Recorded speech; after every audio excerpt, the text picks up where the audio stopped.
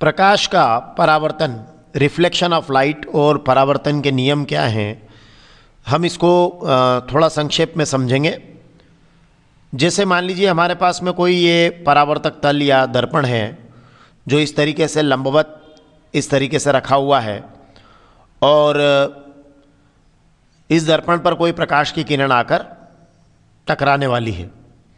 ये पॉलिश किया हुआ सरफेस है पीछे की तरफ और ये ऊपर की तरफ जो चमकीला सरफेस है ये इसका परावर्तक तल है। तो जब भी प्रकाश की कोई किरण इस तरह से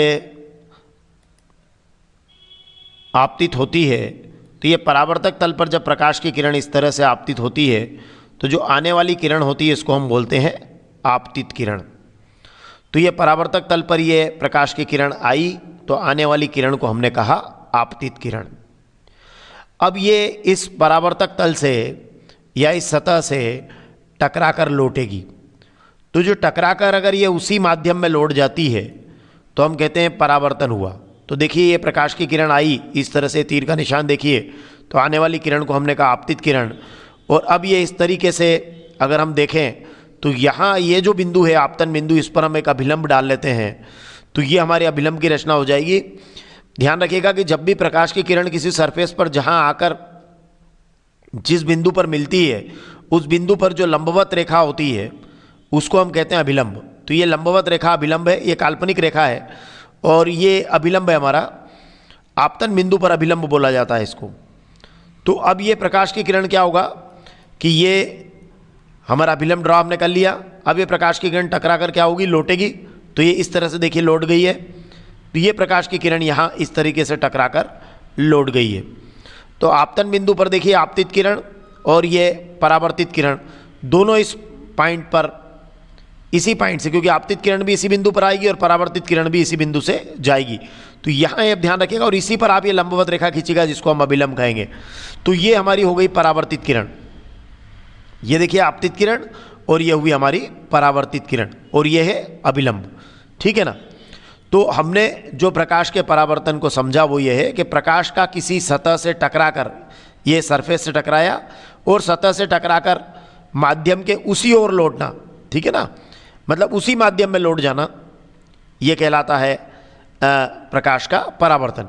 इसके इस तरफ कांच था और इधर एयर ही है, तो एयर से आई है और एयर में ही चली गई है, मतलब यहाँ से टकराकर लौट गई है।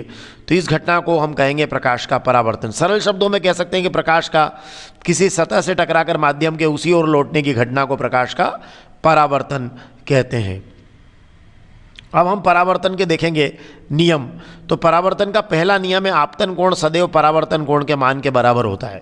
तो आपतन कोण कौन सा है इसको हम देखें तो ध्यान रखिएगा कि जो आपतित किरण है वो और अभिलंब के बीच का जो कोण होता है उसको हम कहते हैं आपतन कोण। ध्यान रखिएगा एंगल हमेशा अभिलंब से नापा जाता है। तो जो आपतित किरण और अभिलंब के बीच का कोण होगा वो आपतन कोण। तो ये वाला जो एंगल है ये आपतन कोण कहलाएगा। देखिए ये जो एंगल आपने, ये थीटा जो आपको दिखाई दे रहा है ये आपतन कोण है। तो आपतित किरण और अभिलंब के बीच का कोण आपतन कोण है। तो ये वाला कोण आपतन कोण है और इस आपतन कोण का मान कितना है, थीटा है। ठीक है। अब देखिए यहाँ देखिए आप इस जगह ये वाला कोण कौन सा है, तो ये परावर्तित किरण और अभिलंब के बीच का कोण है, तो इसे हम कहेंगे परावर्तन कोण। तो ये यहाँ परावर्तन कोण होगा। ठीक है। परावर्तित किरण और अभिलंब के बीच का कोण क्या कहलाएगा, परावर्तन कोण कहलाएगा। और इसका मान भी क्या होगा, इसका मान भी होगा थीटा, क्योंकि आपतन कोण का मान सदैव परावर्तन कोण के मान के बराबर होता है प्रकाश के परावर्तन की घटना में। परावर्तन दो तरह का होता है, एक नियमित परावर्तन और एक अनियमित परावर्तन।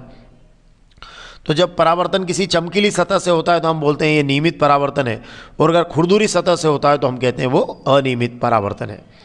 तो ये जो दर्पण से परावर्तन होता है ये नियमित परावर्तन की श्रेणी में आता है, ये चमकीली सतह से होता है परावर्तन। तो ये हमने कहा कि आपतन कोण का मान सदैव परावर्तन कोण के मान के बराबर होता है। तो ये आपतन कोण देखिए आपतित किरण और अभिलंब के बीच का कोण आपतन कोण या थीटा है, और परावर्तित किरण और अभिलंब के बीच का कोण परावर्तन कोण भी कितना है, थीटा है। तो ये दोनों मान बराबर होंगे। अगर ये 45 डिग्री होगा, मतलब ये प्रकाश की किरण अगर 45 डिग्री पर आएगी, मतलब अभिलंब और आपतित किरण के बीच का कोण 45 डिग्री होगा, तो परावर्तित किरण और अभिलंब के बीच का कोण भी 45 डिग्री होगा, मतलब आपतन कोण का मान सदैव परावर्तन कोण के मान के बराबर होगा।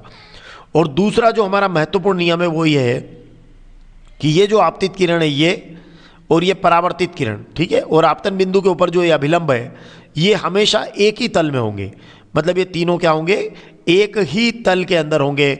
मतलब तीनों की तीनों आपतित किरण, परावर्तित किरण और अभिलंब एक ही तल में होंगे। मतलब इस तरीके से देखिए तीनों एक ही तल के अंदर होंगे। तो ये हमारा दूसरा नियम है कि आपतित किरण, परावर्तित किरण और अभिलंब हमेशा क्या होते हैं, एक ही तल के अंदर होते हैं।